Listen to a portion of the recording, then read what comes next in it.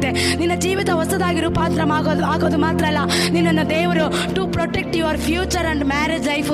ದೇವ್ರು ಏನ್ ಮಾಡ್ತಾರೆ, ನಿನ್ನ ಜೀವಿತವನ್ನು, ನಿನ್ನ ಫ್ಯೂಚರನ್ನು, ನಿನ್ನ ಮದುವೆ ಆಗಬೇಕಾದ ವಿವಾಹವನ್ನು ದೇವ್ರು ಏನ್ ಮಾಡ್ತಾರೆ, ಪ್ರೊಟೆಕ್ಟ್ ಮಾಡಿ ಅದನ್ನು ಒಂದು ಉತ್ತಮವಾದ ಪರಿಶುದ್ಧತೆ ಕಡೆ ದೇವ್ರು ನಡೆಸೋದಕ್ಕೆ ಹೋಗ್ತಾರೆ. ಎರಡನೇದಾಗಿ to protect your body.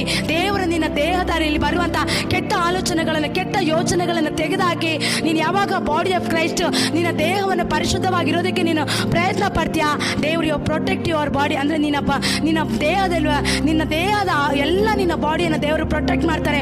To protect your psychology, ನಿನ್ನ ಮನಸ್ಸಿನಲ್ಲಿ ಬರುವಂಥ ಆಲೋಚನೆಗಳು, ಚಿಂತೆಗಳು, ಯೋಚನೆಗಳನ್ನ ದೇವರು ಪ್ರೊಟೆಕ್ಟ್ ಮಾಡ್ತಾರೆ. ದೇವರ ಮಕ್ಕಳೇ, ಯಾವಾಗ ನಾವು ಪರಿಶುದ್ಧಾತ್ಮದಲ್ಲಿ ನಾವು ತುಂಬಿಕೊಂಡು ನಾವು ಫೈಟ್ ಮಾಡ್ತಿರೋ, ದೇವರಿಗೆ ನಾವು ದೇವರ ಆಲಯ ಇದೆ ಅಂತ ತಿಳಿದುಕೊಂಡು ದಿನ ನಾವು ಪರಿಶುದ್ಧರಾಗಿರೋದಕ್ಕೆ ಪ್ರಯತ್ನ ಪಡ್ತಿರೋ, ಬೇಡದ ಕಾರ್ಯಗಳನ್ನ ನಾವು ಡಿಲೀಟ್ ಮಾಡಿ ದೇವರ ಚಿತ್ತ ಪ್ರಕಾರ ನಾವು ನಡೆಯೋದಕ್ಕೆ